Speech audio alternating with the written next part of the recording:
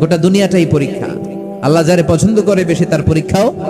আসাদুন নাসি বালাআন আল আম্বিয়া। এই পৃথিবীতে আল্লাহ সবচেয়ে বেশি বালা মুসিবত দিয়ে পরীক্ষা করেছেন নবীদের, কারণ নবীরা আল্লাহর কাছে কম প্রিয় না বেশি প্রিয়। যেহেতু প্রিয় বেশি, পরীক্ষা। ফেরেশতারা বলবে লা দারাইতা ওয়ালা তালাইতা, তুই তো কিছুই পারলি না, তুই তো কপাল পোড়া। ফায়ুতরাকু বিমাতারিকা মিন হাদিদ, লোহার হাতুড়ি দিয়ে পিটিয়ে ওর মাসেলগুলো থেতলে ফেলা হবে। ওয়ায়ুকালু লিল আরদি ইলতাইমি, কবরের দুই পাশের মাটিরে বলা হবে চাপ দে, এমন চাপ দিবে ফাতাখতালিফা আদলাউহু, ডান পাশের পাজরের হাড্ডি বাম দিকে ঢুকে যাবে, বাম পাশের পাজরের হাড্ডি ডান পাশে ঢুকে যাবে। কিয়ামত পর্যন্ত এই মারামারি চলবে। আমি মৃত্যুকে তৈরি করেছি, জীবনকে তৈরি করেছি, লিয়াবলুয়াকুম আইয়ুকুম আহসানু আমালা, এটা পরীক্ষা করার জন্য যে তোমরা কে কে দুনিয়াতে ভালো আমল করো। বলো দেখি সবে শুকাইয়া যদি যায় এই পৃথিবীর পানি, তাহলে হেথায় তটনির ধারা কে দিবে সবারে আনি। এই সূরা যারা তেলাওয়াত করবে তাদের কবরের আযাব হবে না। কবরে যাওয়া লাগবে কি লাগবে না? একদিন মাটির ভেতরে হবে ঘরে মন আমার, কেন বান্ধ দালান ঘর, প্রাণ পাখি উড়ে যাবে পিঞ্জর ছেড়ে,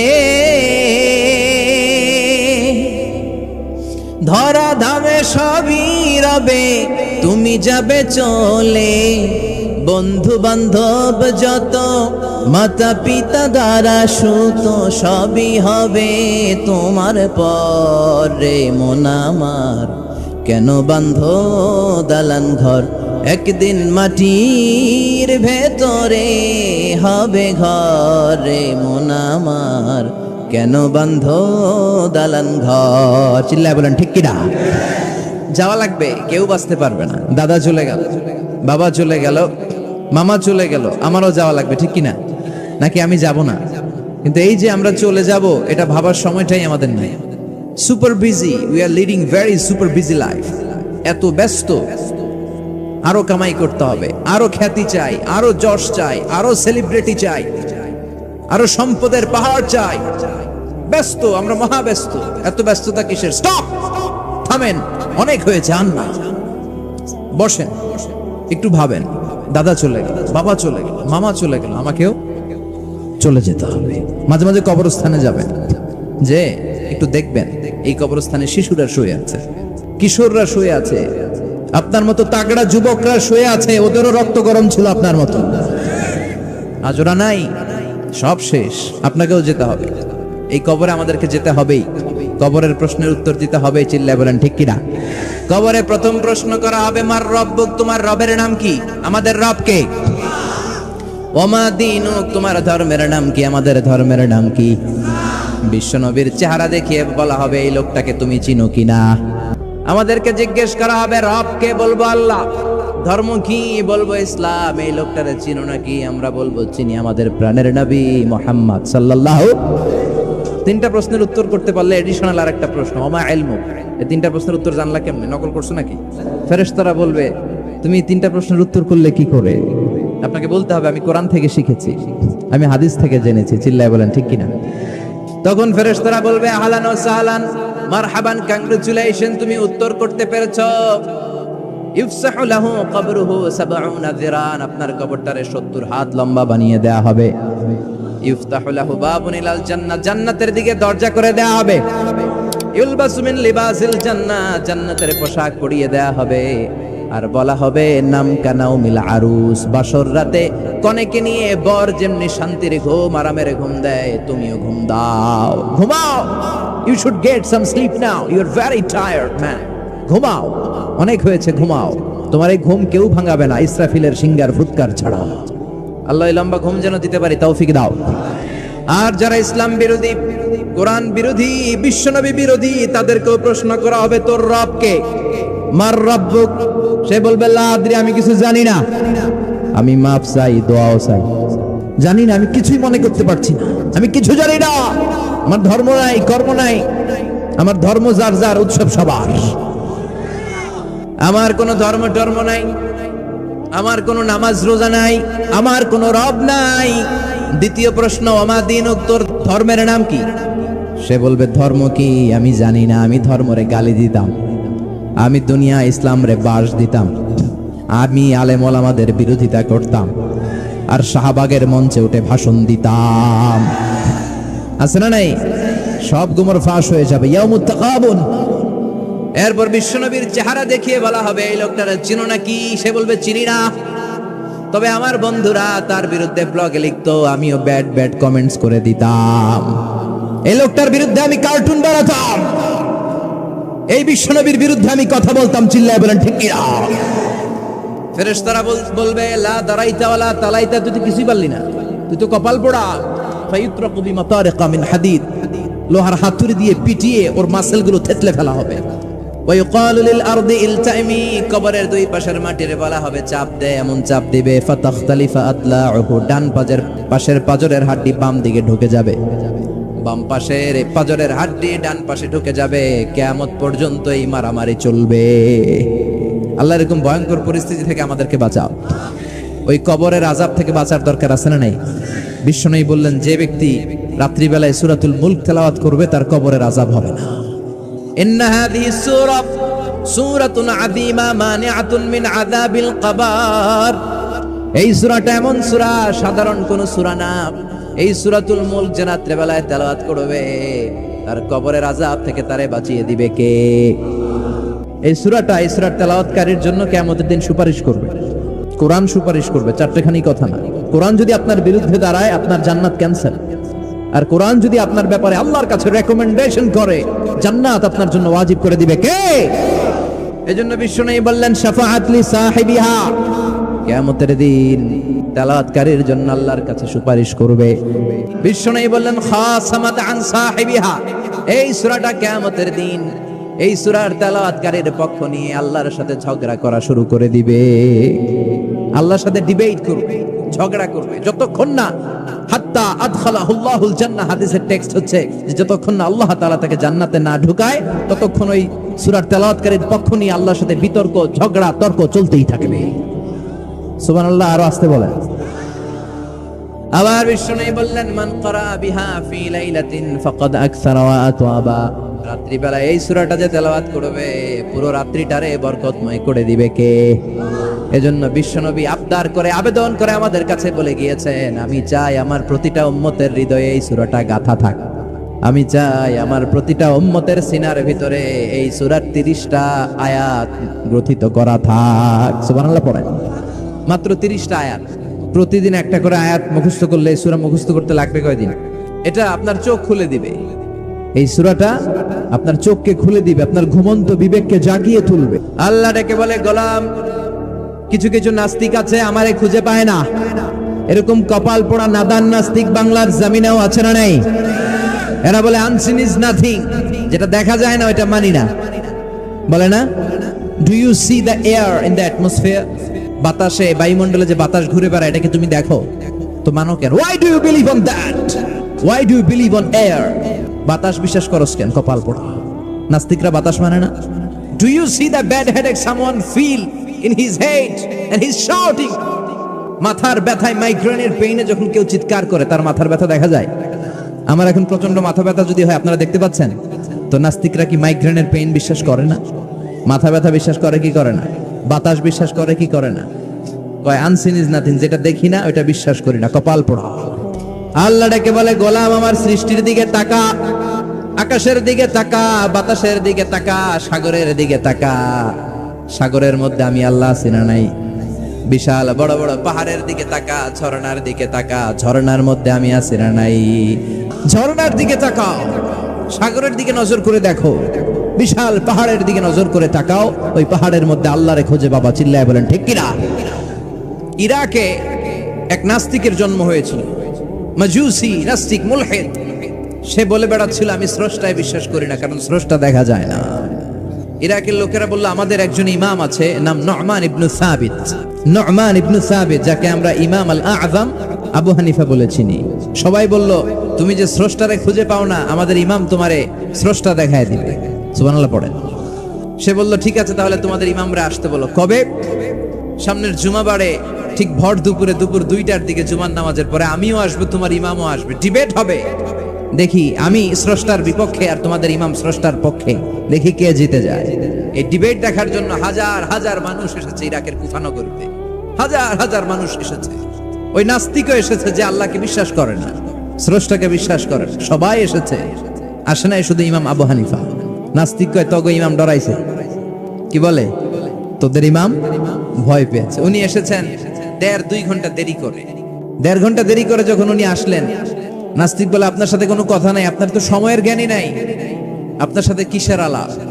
ইমাম আবু হানিফা বললেন আইন্দি ওযর, আমার ওযর আছে। কি ওযর? তিনি বললেন আমি যখন ঘর থেকে বেরোই আমার বাড়ির সামনে বিশাল এক নদী পড়ে যায়, আর এই নদী পেরোতে আমার নৌকা ব্যবহার করতে হয়। আজকে এসে দেখি নৌকাও নাই, মাঝিও নাই, কিচ্ছু নাই, কিভাবে পার হবো? হঠাৎ দেখলাম নদীর পাশে বিশাল বড় গাছ, গাছটা হঠাৎ এমনি এমনি 2 টুকরা হয়ে গেল, গাছ থেকে বিশাল কাঠের তক্তা বের হয়ে গেল, তক্তাগুলো অটোমেটিক্যালি জোড়া লেগে নৌকা হয়ে গেল। এই নৌকা মাঝি ছাড়া সা করে আমার সামনে চলে এলো, আমি নৌকায় বিসমিল্লাহ বলে বসে পড়লাম। হঠাৎ নৌকা আমারে টান দিয়ে ওপারে নিয়ে এলো। তারপর আমি আপনার এই ময়দানে ছুটে এসেছি। এই যে গাছ কাটা, তক্তা হওয়া, নৌকা হওয়া, মাঝি ছাড়া চলা, এই প্রসেসিং হতে আমার 2 ঘন্টা সময় লেগেছে। I am extremely sorry for that, আনা আসিফ জিদ্দান, আমি দুঃখিত। নাস্তিক নেতা বলে তবে ইমাম গাঞ্জা খাইছে। কি খাইছে? তোদের ইমাম মজনুন, জুন্না আলাই, মাথার তার সিরা নিয়ে যা। ইমাম আবু হানিফা বললেন ময়দানে আমারে গালি দিলেন কেন? পাগল বললেন কেন? তার সিরা বলে ডাকলেন কেন? মজনুন শব্দ ব্যবহার করলেন কেন? মার্জিত ভাষা ব্যবহার করতে শিখেন। নাস্তিক বলে কেমন কথা আপনি বলেন? শিক্ষিত মানুষ, দার্শনিক মানুষ, জ্ঞানী মানুষ, ইমাম মানুষ, কোন মানুষ ছাড়া, করাত ছাড়া বিশাল বড় বড় গাছ কাটা যায় নাকি? মিস্ত্রি ছাড়া তক্তা বানানো যায় নাকি? মিস্ত্রি ছাড়া তক্তা জোড়া লাগে এমনি এমনি নৌকা হয় নাকি? মাঝি ছাড়া পানিতে নৌকা চলে নাকি? ইমাম আবু হানিফা বললেন now you're on the right track. এই তো লাইনে আসছেন, আমি এই লাইনে আনার জন্যই তো এত গল্প, লাইনে আনার জন্যই তো এত স্টোরি আমি মেক করলাম। আপনার কথা থেকেই যদি ধরি, করাত ছাড়া গাছ কাটা যায় না, এমনি এমনি তক্তা হয় না, এমনি এমনি নৌকা হয় না, মাঝি ছাড়া নৌকা এমনি এমনি চলে না, তাহলে আকাশ কেমন করে এমনি এমনি হলো? জমিন কেমন করে এমনি এমনি হলো? দ্বীপ প্রহরের জলজলে সূর্যটা কেমন করে কিরণ দিল এমনি এমনি? আল্লাহু আকবার! কেমন করে নবমণ্ডল ভূমণ্ডল সৃষ্টি হলো? কেমন করে দিন শেষে রাত্রি আসে, রাত্রি শেষে দিন আসে? ওইটা যদি এমনি এমনি না হয়, মহাবিশ্বের এই সুন্দর বসুন্ধরার সব কিছু কেমন করে এমনি এমনি হয়? নাস্তিক কয় হায় হায়, আসলেই তো আমি একটা উল্লুক্কা পাঠা, আসলেই তো আমি হাদারাম, এইভাবে তো ভেবে দেখি নাই। আসলে তো এগুলো এমনি এমনি হয় না। Someone is controlling everything in the world. একজন মহা শক্তিধর মহা এমডি আছে, এমডি ম্যানেজিং ডাইরেক্টর, মহা ব্যবস্থাপক, সব ব্যবস্থাপকদের বড় ব্যবস্থাপক। চিৎকার করে বলেন তিনি কে? বিশাল এক ব্যবস্থাপক আছে, তিনি সব কন্ট্রোল করছেন।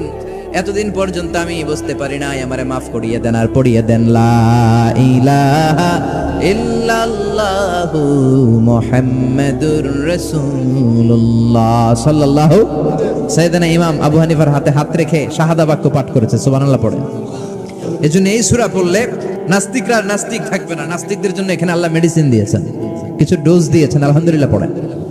রব্বুল আলামিন বলেন তাবারাকাল্লাযী বিয়াদিহিল মুলকু ওয়া হুয়া আলা কুল্লি শাইইন কাদির। সুমহান সেই সত্তা যার হাতে ক্ষমতা আর তিনি সব বিষয়ে ক্ষমতাশীল। সুবহানাল্লাহ। তাবারাকাল্লাযী বিয়াদিহিল মুলক, মহামহিম সে সত্তা, সুমহান সে সত্তা, বিয়াদিহিল মুলকু, যার হাতে ক্ষমতা। ক্ষমতা কার হাতে? আল্লাহর হাতে ক্ষমতা। আর তিনি হচ্ছেন সকল ক্ষমতার উৎস, centre of the all powers. সব ক্ষমতার উৎস কে? নাকি জনগণ? আমরা কিন্তু এটাই শিখি, এদেশে আমাদেরকে রাষ্ট্রীয়ভাবে শিখানো হয়, এটা রাষ্ট্রীয় কুফরি। সকল ক্ষমতার উৎস জনগণ নয়, সকল ক্ষমতার উৎস কে? উনি ক্ষমতার উৎস, তিনি ক্ষমতাশীল, মহা ক্ষমতাধর, তার ক্ষমতার সাথে কারো তুলনা হয় না। আমাদের কি ক্ষমতা আছে? বল্লা পোকার কামড় খাইছেন? হ্যাঁ, মৌমাছি কামড়াইছে? মৌমাছি কামড়াইলে চিল্লাচিল্লি শুরু করে, তো কি ক্ষমতা আছে আপনার? বল্লা কামড় মাইরা দেয়, ধরে যে মার মইটাও পারি না। কুত্তায় কামড়াইলে আমরা কুত্তারে কামড়াইতেও পারি না। আমরা নাকি ক্ষমতার মালিক, আপনি না ক্ষমতার উৎস। আরে আপনার তো কোনোই ক্ষমতা নাই। খুলিকাল ইনসানু দাঈফা, মানুষকে দুর্বল থেকে দুর্বল করে তৈরি করেছে কে? এজন্য রব্বুল আলামিন বলেন, তাবারাকাল্লাযী বিয়াদিহিল মুলকু ওয়া হুয়া আলা কুল্লি শাইইন কাদির। সুমহান সেই সত্তা যার হাতে ক্ষমতা। চিল্লায় বলেন, ক্ষমতা কার হাতে? আমাদের হাতে কোনো ক্ষমতা নাই। আমরা হলাম দুর্বল। আমরা কি? দুর্বলের ঘরের দুর্বল। আমরা যখন জন্মেছিলাম দুর্বল। আমার ছোট্ট একটা মেয়ে আছে, আমি অবাক হয়ে থাকি যে আমিও তাইলে ছোটবেলায় এরকম ছিলাম। না খাওয়ালে খেতে পারে না, পেশাব পায়খানা করে, ঘর নষ্ট করে, বমি করে, দাঁড়াতে পারে না, শুইতে পারে না, লালা পড়তে থাকে, ক্লিন করতে হয়, সব সময় তাকে সার্ভ করতে হয়। কি দুর্বল ছিলাম আমরা। ওই দুর্বলতা থেকে যৌবনের সাময়িক একটা সময় পাই রক্ত গরম। এরকম রক্ত গরম তোমার আগে ছিল না। আগে তুমি দুর্বল ছিলা। তুমি শুধু দুর্বল না, তুমি দুর্বলের ঘরের দুর্বল। আমাদের 14 পুরুষ দুর্বল। চিল্লায় বলেন ঠিক কিনা? কি ক্ষমতা আমাদের? দুর্বল হয়ে দুনিয়ায় জন্মালাম, সাময়িক কিছু সময়ের জন্য যৌবনের শক্তি পেলাম, আবার ওইটার পরে আবার দুর্বল হয়ে গেলাম। রং ধরা যৌবন জং ধরে শেষ, আবার লাঠি নিয়ে হাঁটা লাগে।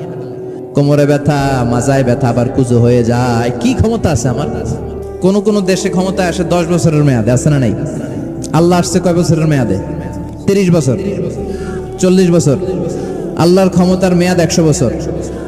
এরপরে রিনিউ করা লাগবে। এটা কথা বলেন। আল্লাহ বলেন, হুয়াল আউয়ালু ওয়াল আখিরু ওয়াল যাহিরু ওয়াল বাতিন ওয়া হুয়া বিকুল্লি শাইইন আলিম। আমি প্রথম, আমি শেষ, আমি প্রকাশ্য, আমি গোপন। ঠিক কি না? আল্লাহ বলে, আমার ক্ষমতা তোদের মতো 5 বছরের মেয়াদে না, 10 বছরের মেয়াদে না, 20 বছর, 30 বছরের মেয়াদে না। আমি চিরকালের জন্য ক্ষমতার চেয়ারে বসা। চিরকালীন মেয়াদ। সৃষ্টির সূচনার আগ থেকে তিনি আছেন, অনাদিকাল পর্যন্ত তিনি থাকবেন। তার ক্ষমতার মেয়াদ আনলিমিটেড মেয়াদ। চিৎকার করে বলেন ঠিক কিনা? আবার অনেক দেশে আছে মোনার্কি সিস্টেম, রাজতন্ত্র। রাজার পোলা রাজা। আল্লাহর বাপ ছিল রাজা, এই জন্য আল্লাহ রাজা। কথা বলেন না। আল্লাহ রাজতন্ত্রের সিস্টেমে আসে নাই। আবার অনেক দেশে আছে ডিক্টেটরশিপ। একবার ক্ষমতা পাইলে মাগার চেয়ার ছাড়ে না। আছে না নাই? 20 বছর, 30 বছর চলতেই থাকে। আছে না নাই? আল্লাহ কি এই সিস্টেমে আসছে? আল্লাহর ক্ষমতার সাথে পৃথিবীর কারো ক্ষমতার কোনো মিল নাই। চিৎকার করে বলেন ঠিক কিনা? তো আমরাও যদি আল্লাহর বিরুদ্ধে একটা আন্দোলন করি, আল্লাহ তো নেমে যাবে? নামানো যাবে না? আচ্ছা, আমরা পারলাম না। জিনেরা যদি আমাদের সাথে যোগ দেয়, মানুষ জিন ভাই ভাই, আল্লাহর রক্ষা নাই। কথা বলেন, তাও পারা যাবে না। ফেরেশতারাও যদি কয় আমরাও মানি না, তাইলে তো শেষ আল্লাহর গদি। আল্লাহ বলে, গোটা বিশ্বের সবাই মিলে যদি আমার বিরুদ্ধে আন্দোলনে নেমে যাস, আমার ক্ষমতার বিরুদ্ধে যদি মিছিল দেয়া শুরু করে দিস, আমার ক্ষমতার 1 ইঞ্চিও কমাতে পারবি না। সুবহানাল্লাহ পড়েন। এজন্য আল্লাহ বললেন, তাবারাকাল্লাযী বিয়াদিহিল মুলকু ওয়া হুয়া আলা কুল্লি শাইইন কাদির। সুমহান সেই সত্তা যার হাতে ক্ষমতা। ক্ষমতা কার হাতে? অনেক রাজা স্বেচ্ছায় ক্ষমতা ছেড়ে দিয়ে রিটায়ারমেন্টে যায়, বয়সের ভারে নুজ্জ। তা আল্লাহ তো ওই কবে থেকে ক্ষমতায়, বুড়ো হয়ে গেছে না? কথা কন। এখন আল্লাহর চলতে লাঠি লাগে, আগের মতো ক্ষমতা নাই। চোখে সানগ্লাস লাগে, পাওয়ারওয়ালা গ্লাস ছাড়া আল্লাহ মনে হয় দেখে না। কথা কন। যেই ফেরাউনকে আল্লাহ সাগরের জলে ডুবিয়ে মারলো, যেই নমরুদকে আল্লাহ শেষ করে দিল, যেই কারণকে আল্লাহ শেষ করে দিল, সেই আল্লাহ আজও আগের ক্ষমতা নিয়ে আছে না নাই? এজন্য বিয়াদিহিল মুলক, তার হাতে ক্ষমতা। ওহু আলা কুল্লি শাইইন কাদির। তিনি চাইলে সব করতে পারেন। তিনি রাজারে প্রজা বানাতে পারেন, প্রজারে রাজা বানাতে পারেন, ধনীরে গরিব বানাতে পারেন, গরিবরে ধনী বানাতে পারেন। তিনি সাগরকে মরুভূমি করতে পারেন, মরুভূমিকে দরিয়া করে দিতে পারেন। তিনি কে? ওয়া হুয়া আলা কুল্লি শাইইন কাদির। তিনি যেটা চান সেটাই করতে পারেন। চিল্লায় বলেন ঠিক কিনা? এরপর আল্লাহ বললেন, আল্লাযী খালাকাল মাউতা ওয়াল হায়াতা লিয়াবলুয়াকুম আইয়ুকুম আহসানু আমালা ওয়া হুয়াল আজিজুল গফুর। সুবহানাল্লাহ পড়েন।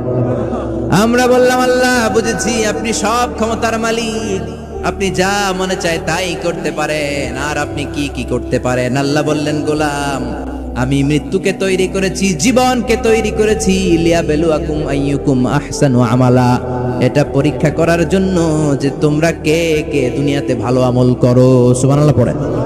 তিনি মৃত্যুকে তৈরি করেছেন, তিনি জীবনকে তৈরি করেছেন, লিয়াবলুয়াকুম পরীক্ষা করার জন্য, আইয়ুকুম আহসানু আমালা, কে ভালো আমল করে।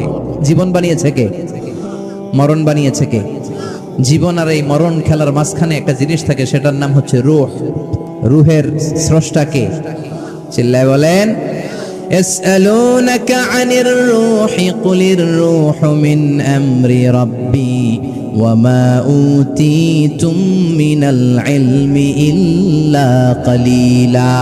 আল্লাহ বললেন নবী, লোকেরা আপনারা জিজ্ঞেস করে রূহ কারে বলে, আপনি লোকদের বলে দেন রুহু কেউ বানাতে পারে না। রুহু হলো আল্লাহর একটা অর্ডার, আল্লাহর আদেশে দেহে ঢুকে আল্লাহর আদেশে বের হয়ে যায়, ঠিক কিনা? এই যে ছোট্ট বাচ্চাটার দেহের ভিতরে যে রুহু ঢুকলো, কে দিল? 120 দিনের আগে মানব শিশুর দেহের ভিতরে কিন্তু রুহের ফুৎকার হয় না। সহিহ বুখারীর বর্ণনা 40 40 40 340 কত? প্রথম 40 থাকে নুতফা, তারপরের 40 হয় আলাকা, তারপরের 40 হয় মুদগা, sperm drop, blood clot and then the little flash।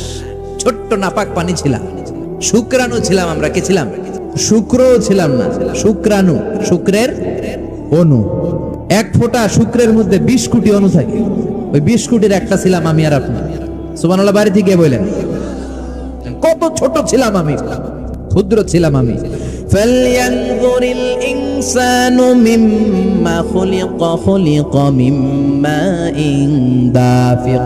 মানুষের উচিত তার সৃষ্টি প্রক্রিয়ার দিকে নজর করে তাকানো। বাবার পিঠ থেকে সবেগে নির্গত হওয়া পানি দিয়ে মায়ের পেটে তোমারে ঢুকায় দিল কে? 120 দিনের সার্টেন পিরিয়ড শেষে তিনি দেহের ভিতরে রুহের ফুৎকার দিলেন। ওই যে ধপধপ শুরু হয়েছে, আজও থামে নাই। এই ধপধপ থামলে বাঁচবেন, দম ফুরাইলে আমরা ঠুস হয়ে যাবো, ঠিক কিনা?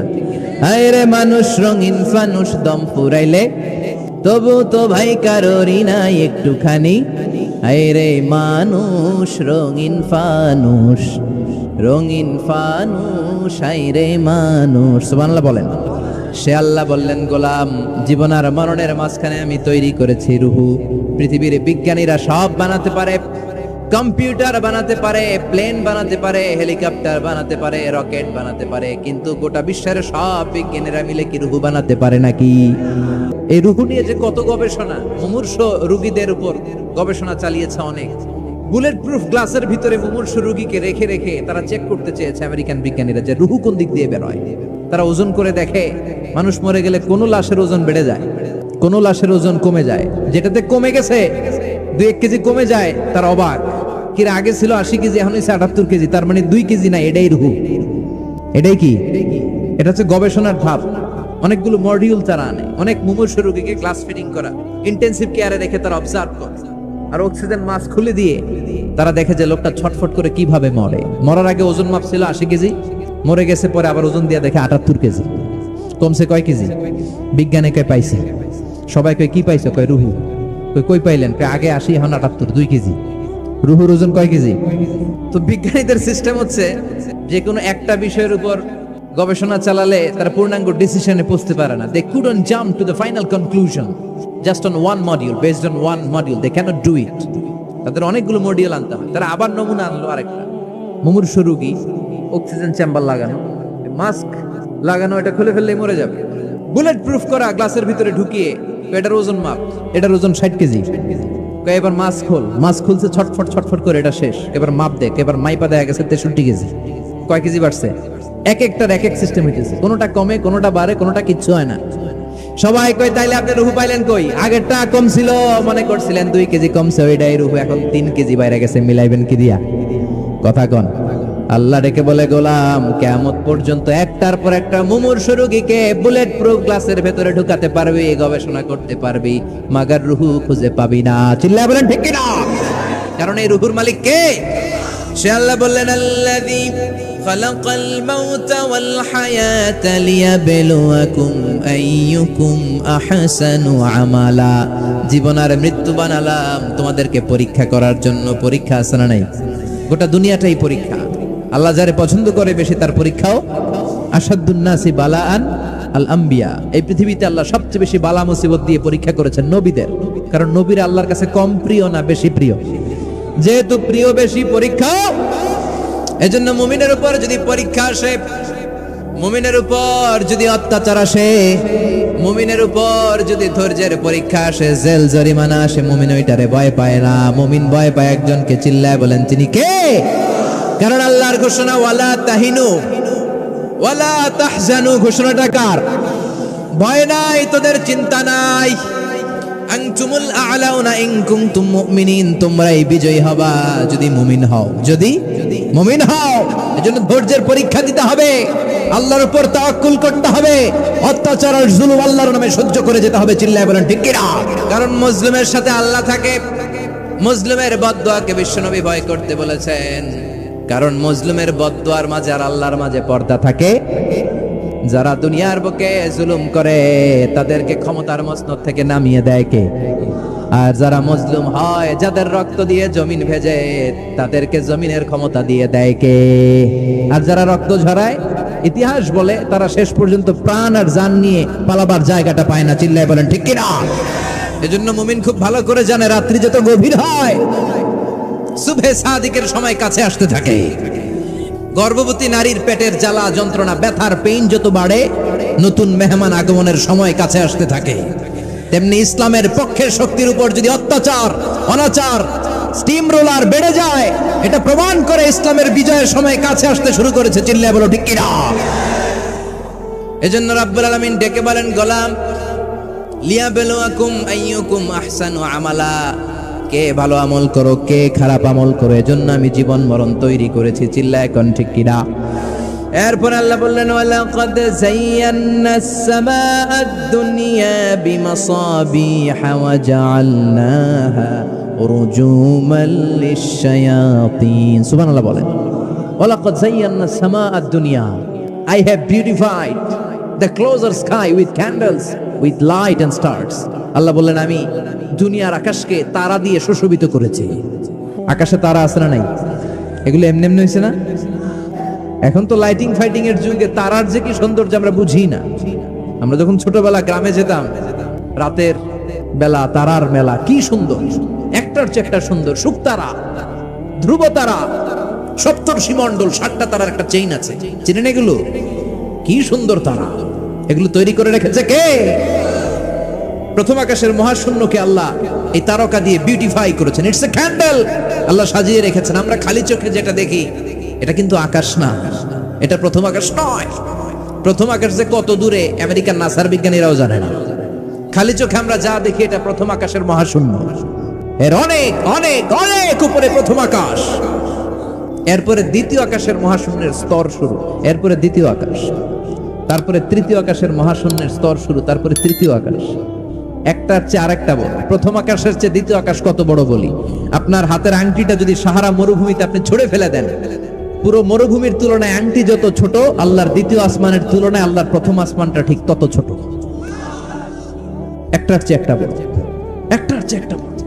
সূর্য দেখে আমরা অবাক হয়ে যাই, 9,30,00,000 মাইল দূরে। এই পৃথিবীর চেয়ে 13 লক্ষ গুণ বড়। এটার সানশাইন, আলো আসতে পৃথিবীতে 8 মিনিট 18 সেকেন্ড লেগে যায়।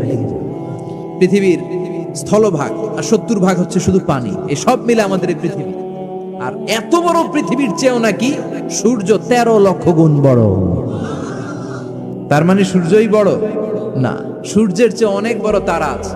সূর্যের পরে পৃথিবীর সবচেয়ে কাছের যে তারা বা স্টার, ওটার নাম হচ্ছে প্রক্সিমা সেন্ট্রাই। নাম কি? প্রক্সিমা সেন্ট্রাই। এরপরে আলফা সেন্ট্রাই এ, আলফা সেন্ট্রাই বি, ইটা ক্যারিনা, বেটেলজিউস, এরকম একটার পর একটা তারা।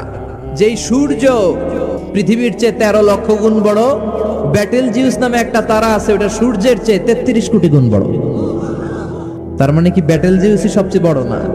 ছোট্ট একটা তারা। এই বেটেলজিউসরে খেয়ে ফেলাইতে পারে এরকম 1000 কোটি গুণ বড় সাইজের তারা আছে না নাই? এরকম কয়েক বিলিয়ন তারা নিয়ে আমাদের গ্যালাক্সি গঠিত। আমাদের গ্যালাক্সি, এটার নাম মিল্কি ওয়ে। এটার নাম কি? আমাদের গ্যালাক্সি। এই গ্যালাক্সিটা আমাদের অবস্থান। এরকম কত হাজার কোটি গ্যালাক্সি আছে, আমেরিকার নাসার বিজ্ঞানীরাও জানেন। আমাদের গ্যালাক্সির সবচেয়ে কাছের যে গ্যালাক্সি, ওই গ্যালাক্সিটার নাম হচ্ছে অ্যান্ড্রোমেডা। আমাদের গ্যালাক্সি থেকে কেউ যদি কাছের গ্যালাক্সি অ্যান্ড্রোমেডাতে যেতে চায়, তার 2.5 মিলিয়ন লাইট ইয়ার্স সময় লেগে যাবে।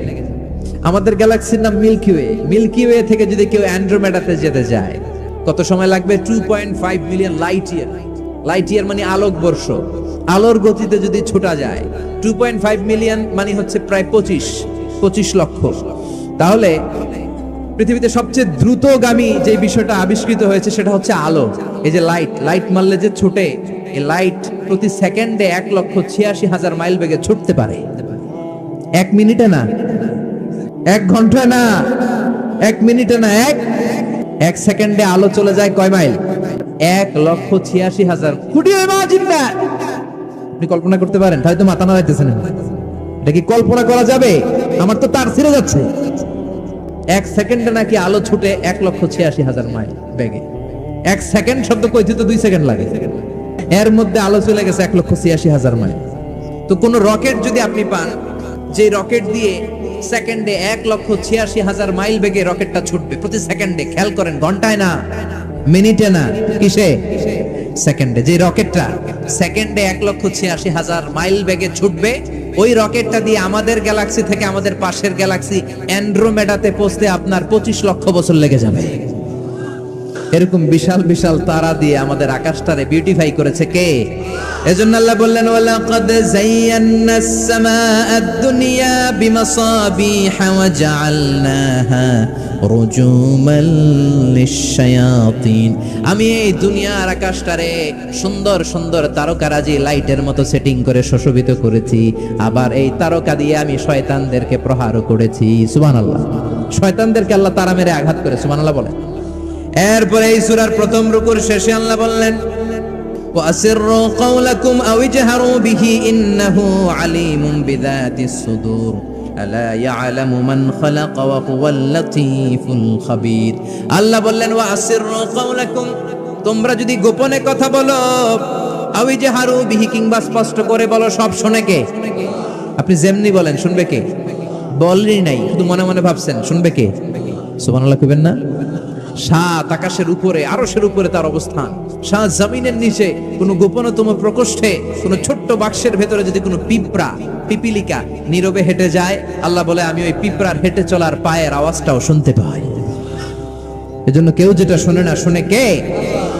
এরপর আল্লাহ বললেন, হুয়াল্লাযী জাআলা লাকুমুল আরদা যালুলান ফামশু ফি মানাকিবিহা ওয়া কুলু মির রিজকি ওয়া ইলাইহিন নুশুর। সুবহানাল্লাহ বলেন। আল্লাহ ডেকে বললেন, গোলাম, তোমাদের জন্য জমিনটারে আমি বিছানা বানিয়েছি। আল্লাযী জাআলা লাকুমুল আরদা ফিরাশা, জমিনটারে বিছানা বানিয়েছে কে? এই বিছানার মতো সমতল জমিন দিয়ে তোমরা হেঁটে বেড়াও, চলে বেড়াও, হেলে দুলে পড়ার সুযোগ নাই, ঠিক কিনা? আপনি যদি বিমান থেকে যদি আপনি দেখেন, বিমানের গ্লাস দিয়ে, জানলা দিয়ে যদি আপনি নিচের দিকে তাকান, আপনি দেখবেন মনে হবে পুরো জমিনটাকে আল্লাহ সবুজ কার্পেট দিয়ে কার্পেটিং করে রেখেছে। এই সৌন্দর্য দিয়েছে কে? আবার রব্বুল আলামিন বলেন, জমিনটারে সমান দেখে, কার্পেটিং দেখে মনে করো না তোমরা বেঁচে গিয়েছো।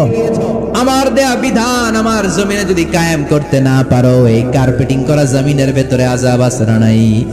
এই পুরো জমিনের ভেতরে আছে আগুন আর আগুন। আগ্নেয়গিরির অগ্নুৎপাত জ্বালামুখে বিস্ফোরণ করে দিয়ে গোটা বিশ্বটারে মুহূর্তে মেসাকার করে দিতে পারে কে? এজন্য আল্লাহ ডেকে বললেন, গোলাম, আমিনতুম মান ফিস সামাই আন ইয়াখসিফা বিকুমুল আরদা ফাইযা হিয়া তামুর। তোমরা কি ভেবেছো নাকি বেঁচে যাবা? আমি চাইলেই পুরো জমিনটারে কাঁপিয়ে দিতে পারি। আয়াখসিফা বিকুমুল আরদ, খাসাফ মানে ল্যান্ডস্লাইড। খাসাফ মানে কি? ল্যান্ডস্লাইড, ভূমিধস, ভূকম্পন, আর্থকোয়েক আছে না নাই? বাংলাদেশে তো ভূমিকম্প হয় না, না? মাঝে মাঝে মাঝরাতে হয় না? 3টার দিকে নিজেই দৌড় দিব না বাচ্চারা লইয়া দৌড় দিব, লুঙ্গি পইরা দৌড় দিব না লুঙ্গি ছাড়া দৌড়াম, কথা কর। এই ভূমিকম্প আছে না নাই? আল্লাহ বলে, মনে করো না জমিনটা সমতল, কার্পেটিং করে দিয়েছি। এই কার্পেটিং এর ভিতরেও আগুনের দলা আছে না নাই? আবার আল্লাহ বললেন, আমিনতুম মান ফিস সামাই আন ইউরসিলা আলাইকুম হাসিবা। নিচে যেমনি কার্পেটিং করা জমিনের ভেতরে অগ্নুৎপাত রেখে দিয়েছি, মাথার উপর থেকে আযাব দেওয়ার সুযোগ আছে না নাই? চাইলে আল্লাহ অগ্নি বৃষ্টি দিতে পারে, আগুন বৃষ্টি দিতে পারে, ঠান্ডার বজ্রপাত দিতে পারে। আপনারা লূত আলাইহিস সালামের কওমের নাম শুনেছেন? তারা হোমোসেক্সুয়ালিটি, সমকামিতা করত। ফলে আল্লাহ তাআলা বিশাল এক চিৎকার মেরে সাইয়েদনা জিবরাইলের মাধ্যমে পুরো জমিনটারে শেষ করে দিলেন। ফাজআলনা আলিয়াহা সাফিলাহা ওয়া আমতারনা আলাইহিম হিজারাতাম মিন সিজিল। তাদের অপকর্মের কারণে জর্ডানের ওই এলাকাটাকে আল্লাহ বললেন, জিবরাইল এলাকাটারে হাতে তুলে নে, আকাশের উপরে তুলে পুরো এলাকা সহ মানুষ সহ জমিনের মধ্যে গেড়ে দে। জমিনের নিচের মাটি উপরে নিয়ে গেল কে? উপরের মাটি নিচে নিয়ে গেল কে? পুরো জায়গাটা এখন ডেড সি হয়ে গেছে। কি সি? ডেড সি নাম শুনেন নাই বোধহয়? আজকে শুনে রাখেন, এটারে বলে মৃত সাগর। এটা গজবের জায়গা, ওখানে মানুষও ডুবে না। লবণের ডেনসিটি, সল্টের ডেনসিটি এত হাই, এই পানির মধ্যে এত গজব, এর মধ্যে কোনো মাছ জন্মায় না, চিংড়ি জন্মায় না, কাঁকড়া জন্মায় না, ব্যাং হয় না, শ্যাওলা হয় না, কিচ্ছু বাঁচে না। এটা গজবের জায়গা। চিল্লায় বলেন ঠিক কিনা? যে আল্লাহ জর্ডানের এলাকাটারে ধ্বংস করে দিল, ওই আল্লাহ আজও আছে না নাই?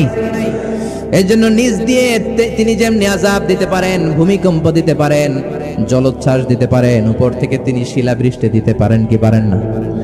এরপরে আল্লাহ যদি উল্কা বৃষ্টি পাঠায়, উল্কা যদি পড়ে, কই যাবেন? কোথায় যাবেন আপনি? উল্কা চিনেন? মহাশূন্যে বিশাল পাথরের খণ্ড ঘর্ষণ খেয়ে পৃথিবীর ভিতরে ঢুকে যায়। এই পৃথিবীতে সবচেয়ে বড় উল্কাপিণ্ড পড়েছে সাউথ আফ্রিকা। সাউথ আফ্রিকার একটা সিটি আছে, হোবা সিটি। এই হোবা শহরে 60 মেট্রিক টন ওজনের একটা উল্কা পড়েছিল, যেখানে পড়েছে পুরো জায়গাটা বিশাল খাদ হয়ে গিয়েছে। এরকম একটা উল্কা যদি এখানে পড়ে, আজকে বাঁচার উপায় আছে? যে বিল্ডিং এ আমরা থাকি, রাতের বেলায় ঘুমাই আর ধুম্মা চলে ধুম দেখি রাতে, ওই বিল্ডিং এ যদি একটা পড়ে, ডান্স ক্লাব গুলার উপর যদি পড়ে, পতিতালয় যেগুলা আছে ওগুলা যদি পড়ে, যেই হোটেল গুলার মধ্যে আকাম কুকাম হয় ওইটার উপর যদি পড়ে, নাকি আল্লাহর এখন দেওয়ার ক্ষমতা নাই?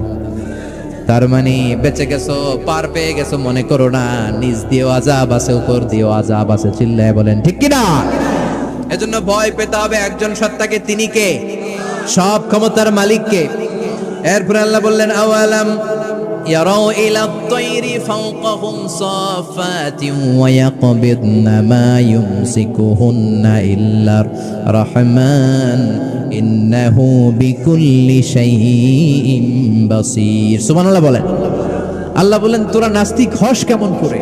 মানুষ নাস্তিক হয় কেমন করে? মানুষ কি মুক্ত বিহঙ্গের দিকে নজর করে তাকায় না? আকাশে মুক্ত বিহঙ্গ নাই? বিহঙ্গ বুঝছেন তো? পাখি। পাখির কথা কোরআনে বললো কে? সুবহানাল্লাহ কইবেন না? ওয়া আরসালা আলাইহিম তায়রান আবাবিল। এই যে আল্লাহ বললেন ওয়া আরসালা আলাইহিম, তারপর তায়রান আবাবিল, তায়ের মানে পাখি, তায়ের মানে কি? আবার জান্নাতে যারা যাবে তাদেরকে পাখির ভুনাগোশত খাওয়াবে কে? জান্নাতে যাওয়ার সাথে সাথে প্রথমে আল্লাহ আপনাদেরকে মেহমানদারি করবে মাছের কলিজা দিয়ে। আউয়ালু তুআমিন ইয়াকুলুহু আহলুল জান্নাতি ফাজিয়াদাতু কাবিদিল হুত। প্রথমে মাছের কলিজা, এরপরে পাখির ভুনাগোশত। তার মানে পাখির কথা কোরআনে আছে না নাই? আবার সাইয়েদনা সুলাইমান আলাইহিস সালামের একটা পাখি ছিল, ওইটার নাম কি ছিল? হুদহুদ পাখি। মাথার উপর দিয়ে চলতো, আর ওইটার চোখে জুমিং পাওয়ার আল্লাহ এত বেশি দিয়েছিল, এটা জমিনে নজর করলে বুঝতে পারতো কয় হাজার ফিট নিচে পানি আছে, পানিটা মিষ্টি না লবণাক্ত না কেমন, দেখে দেখে মুহূর্তের মধ্যে সাইয়েদনা সুলাইমানের কাছে সব তথ্য সরবরাহ করে দিত। সুবহানাল্লাহ। এজন্য আল্লাহ বললেন, নাস্তিক গুলো কি পাখির দিকে তাকায় না? এই পাখির দিকে তাকালে পাখির রব আল্লাহরে খুঁজে পাওয়া যায়। পাখির দিকে তাকালে, মুক্ত বিহঙ্গের দিকে তাকালে কেমন করে পাখিগুলো উড়ে যায়। এই পাখিগুলো আকাশে ধরে রাখে কে? মা ইউমসিকুহুন্না ইল্লার রাহমান। ওই রহমান ছাড়া কেউ পাখিগুলোর শূন্যে ধরে রাখতে পারে না। কত শত আয়াতে যে আল্লাহ পাখির কথা বলেছেন হিসাব নাই, কত ধরনের পাখি যে আল্লাহ বানিয়েছেন কোনো হিসাব নাই। আপনারা ঘরে জিওগ্রাফিক্যাল চ্যানেলগুলো দেখেন, জিওগ্রাফিক্যাল চ্যানেল দেখবেন, ওখানে দেখবেন একটা পাখি আল্লাহ তৈরি করেছে, পৃথিবীর সবচেয়ে ছোট পাখি, নাম হলো humming bird. The smallest bird ever in the world. সবচেয়ে ছোট, এটা প্রাপ্তবয়স্কে 3 থেকে 5 ইঞ্চি লম্বা হয়। এটার পূর্ণ যৌবন, এটা লম্বা কতদূর? 3 থেকে 5 ইঞ্চি। এটা প্রতি সেকেন্ডে ডানা ঝাপটাতে পারে 80 বার। আমাদের ডানা আছে না 2টা? আপনি আপনার ডানা 1 সেকেন্ডে কয়বার ঝাপটাতে পারবেন? 3টা 4টা ঝাপটা দিতেই আমার সেকেন্ড শেষ। কিন্তু এই পাখিটা প্রতি সেকেন্ডে তার 2 পাখা ঝাপটায় কয়বার? পৃথিবীর সব পাখি সামনে ওড়ে, তো এই পাখি সামনে যেমনি ওড়ে, এট দ্য সেম টাইম এই পাখি পিছনের দিকে উঠতে পারে। ইউরোপের আল্পস পর্বতমালায় গুগল করবেন যে আজকে গুগলে লিখবেন যে আলপিন সুইফট একটা পাখি আছে। এই পাখিটা একবার যখন শূন্যে উড়াল দেয়, উড়ন্ত অবস্থায় এটা আকাশে 6 মাস থাকতে পারে। আকাশের মেঘের আপ থেকে পানি খায়, শূন্যে ভেসে বেড়ানো পোকামাকড় ধরে খেয়ে বেঁচে থাকে, 6 মাস পরে একবার জমিনে ল্যান্ড করে নামে কয়েকদিন থেকে আবার উড়াল মারে, আবার উড়াল মারলে আবার 6 মাস। আলপিন সুইফট। আরেকটা পাখি আছে, অদ্ভুত পাখি, নাম হোমা বার্ড। এই হোমা বার্ড উড়ন্ত অবস্থায় ডিম পেড়ে দেয়, আর ওই ডিমটা জমিনে পড়ার আগেই মাঝখানে ডিম ফেটে বাচ্চা বেরোয়, বাচ্চা উঠতে শুরু করে দেয়। এই পাখিগুলোর কথা কোরআনে আছে না নাই? এজন্য আল্লাহ বললেন আওয়ালাম ইয়ারাউ ইলা তাইরি ফাওকাহুম সাফাতিন ওয়া ইয়াকবিদনা মা ইউমসিকুহুন্না ইল্লার রাহমান ইন্নাহু বিকুল্লি শাইইন বাসীর। আল্লাহ বললেন নাস্তিকগুলো কি পাখির দিকে নজর করে তাকায় না?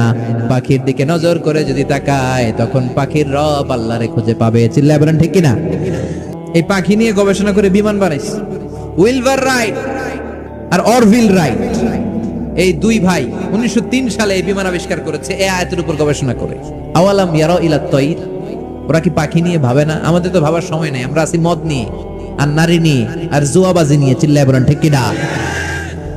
এমন অনেক মন্ত্রীদের হোটেল আছে যেখানে পতিতালয়ের আড্ডাখানা। চিল্লায় বলো ঠিক কিনা? মুসলমান রাজ মদ আর নারী নিয়ে ব্যস্ত, আর ইহুদি খ্রিস্টানরা আমাদের সব ঐতিহ্যকে ধারণ করেছে। উইলভার রাইট অরভিল রাইট গবেষণা শুরু করে দিল।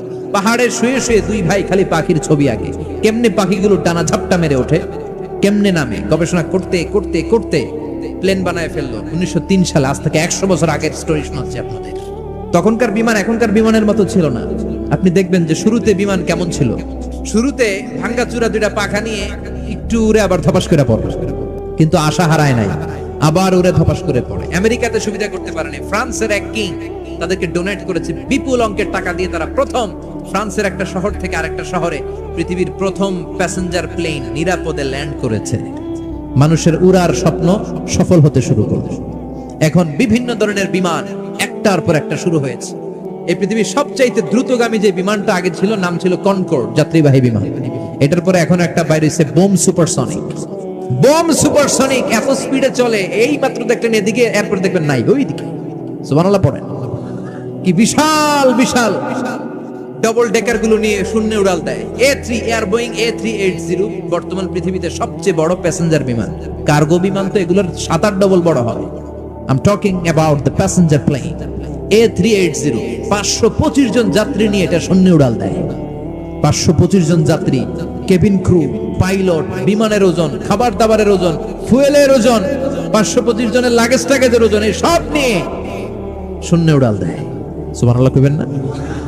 এই বিমান আবিষ্কারের আগ পর্যন্ত গোটা বিশ্বব্যাপী সব দেশে দেশে ছিল সেনাবাহিনী আর নৌবাহিনী। বিমান আবিষ্কার হওয়ার সাথে সাথেই শুরু হয়ে গেল বিমান বাহিনী, এয়ারফোর্স, মিলিটারি। এখন বোম সুপারসনিক বানায়। সবকিছু পাখির উপর গবেষণা করে হয়েছে। চিৎকার করে বলেন ঠিক কিনা? এজন্য আল্লাহ ডেকে বললেন, গোলাম ওরা কি পাখির দিকে তাকায় না? পাখির দিকে যদি নজর করে একটিবার তাকাতো, নাস্তিক আর নাস্তিক থাকতে পারতো না। এজন্য নাস্তিকদের জন্য সূরার ভেতরে ডোজ আছে, আই ওপেনার আছে। সর্বশেষ আল্লাহ একটা প্রশ্ন দিয়ে এই সূরাটা শেষ করলেন। প্রশ্নটা শুনবেন। আল্লাহ বললেন, কুল আরাআইতুম ইন আসবাহা মাউকুম গাওরান ফামান ইয়াতিকুম বিমাইম মাইন। বলো দেখি সবে শুকাইয়া যদি যায় এই পৃথিবীর পানি, তাহলে হেথায় তটনির ধারা কে দিবে সবারে আনি? কে দিবে আনি? একদিন সকালবেলা ঘুম থেকে উঠছেন, টয়লেটে যাবেন, মুখ ধোবেন, স্কুলে যাবেন, অফিসে যাবেন, কাজে যাবেন, যায় দেখেন টিউবওয়েল চাপতেছেন, পানি নেই। ট্যাপ ছাড়লেন, পানি নাই। চোখের মধ্যে ময়লা, নাকে ময়লা। টয়লেটে যাবেন, পানি নাই। পুকুরে নাইমা দেখেন পানি নাই। বিশাল বিশাল মেশিন বসিয়ে মাটির নিচ থেকে ভূগর্ভস্থ পানি ওঠানোর চেষ্টা করলেন, একটা পানি নাই। এক ফোঁটা পানি গোটা বিশ্বে কোথাও নাই। কে দিব পানি আপনারে? পানি সম্পদ মন্ত্রী দিব। এক ফোঁটা পানি বানানোর ক্ষমতা আমাদের নয়। মিঠা নদীর পানি আল্লাহ পড়েন, তোমার মেহেরবানি। আল্লাহ বললেন, ঘুম থেকে উঠে যদি দেখো পৃথিবীর সব পানিগুলো একেবারে পৃথিবীর নিচে চলে গেছে, কোন মাধ্যম দিয়ে এক ফোঁটা পানির জোগাড় আর বন্দোবস্ত করা যায় না, কে তোদেরকে পানি এনে দিবে? আল্লাহ ছাড়া এক ফোঁটা পানি এনে দেওয়ার মতো ক্ষমতা কারো আছে নাকি? আবার পানি থেকে পৃথিবীর সব কিছুরে বানালো কে? ওয়াজআলনা মিনাল মাই কুল্লা শাইইন হাই আফালা ইউমিনুন। আল্লাহ বললেন পানি থেকে গোটা বিশ্বের সব আমি বানালাম। সব জীবিত জিনিস তৈরি হয়েছে পানি থেকে। এটা কোরআনের কথা, কার কথা? আর ১৫০০ বছর পর বিজ্ঞানীরা এখন বলছে পানি থেকেই সব প্রাণ এসেছে। সুবহানাল্লাহ পড়েন। পানি নাই তো কিচ্ছু নাই, পানি হচ্ছে প্রাণের ব্লুপ্রিন্ট। চিল্লায় বলেন ঠিক কিনা? পানির মধ্যে সব প্রাণের অস্তিত্ব রেখে দিয়েছে কে? আবার ফলের মধ্যে আল্লাহ পানি দিয়ে বললেন আন্না সাবাবনাল মাআ সাব্বা। যেখানে যতটুকু পানির দরকার, রসের দরকার, সব রস দিল কে? ক্ষীরার ভিতরে পানি আছে না নাই? কলার ভিতরে, আপেলের ভিতরে, তরমুজ তো পুরাই পানি। কথাগণ, ডাবের ভিতরে কে দিল? নাকি আমনে বানাইছেন? কেউ বানাতে পারে? এই পানিগুলো দিল কে? আবার আল্লাহ বললেন মারাজাল বাহরাইনি ইয়ালতাকিয়ানি বাইনাহুমা বারযাখুন লা ইয়াবগিয়ান ফাবিআইয়ি আলাই রাব্বিকুমা তুকাযযিবান। দুই দিকে সাগর বয়ে যায়, একদিকে এলো না পানি, একদিকে মিঠা পানি, একসাথে সাগরটা বয়ে যায়, কিন্তু মাঝখানে এমন ব্লকেজ, একটার পানি আরেকটার সাথে মিশে না, আটকায় রাখলো কে? দেখছেন আপনারা কোথাও এটা? একসাথে পানি বয়ে যায়, এই জায়গায় পানি এই জায়গায় পানি মিলে না, মিশে না। দাউদকান্দির এখানেও আছে, মিশে না। এর কারণ এই পাশের পানি এটা ডেনসিটি হাই, বেশি ঘন, এটা ডেনসিটি লো, এটা পাতলা, এটা টেম্পারেচার হাই, এটা টেম্পারেচার কম, এটা লবণ বেশি, এটা লবণ কম, দুইটা দুই পানি একসাথে বয়ে যায়, একটার সাথে আরেকটা মিশে না। এই কারিগরটা কে? সেজন্য আল্লাহ বললেন গোলাম পানি দিয়ে আমি বানালাম, পানি ছাড়া বাঁচবি না। এজন্য সব জায়গায় পানির ব্যবস্থা করে দিয়েছে কে? আবার বেশি পানি হলেও মরার ব্যবস্থা আছে না নাই? সাইয়েদনা নূহ আলাইহিস সালামের কওমকে বন্যা দিয়ে ধ্বংস করেছে কে? এজন্য পানি চাইবো কার কাছে? আল্লাহ মেঘ দে পানি দে ছায়া দে রে তুই, আল্লাহ মেঘ দে। সবাই পড়েন না, আল্লাহ মেঘ দে পানি দে ছায়া দে রে তুই, আল্লাহ মেঘ দে। দেয়ার মালিক একজন, তিনি কে? চাইতে হবে কার কাছে? সব ক্ষমতার মালিক কে? নাকি আমরা? আমরা ক্ষমতার মালিক। আর জীবনে কোনোদিন বলবেন মানুষ সকল ক্ষমতার উৎস, এই কথা কোনোদিন বলা যাবে? সকল ক্ষমতার একচ্ছত্র নিরঙ্কুশ মালিকানা একজনের, চিৎকার করে বলতে হবে তিনি কে? বিপদে আপদে সবসময় আমরা তার কাছে চাই, তার কাছে ফিরব। আল্লাহ আমাদের সবাইকে কথাগুলো বুঝে আর আমল করার তৌফিক দান করুন। ভিডিওটি ভালো লাগলে শেয়ার করুন, সাবস্ক্রাইব করে আমাদের সাথেই থাকুন। আল্লাহ আমাদের সবাইকে হেফাজত করুন, আমিন।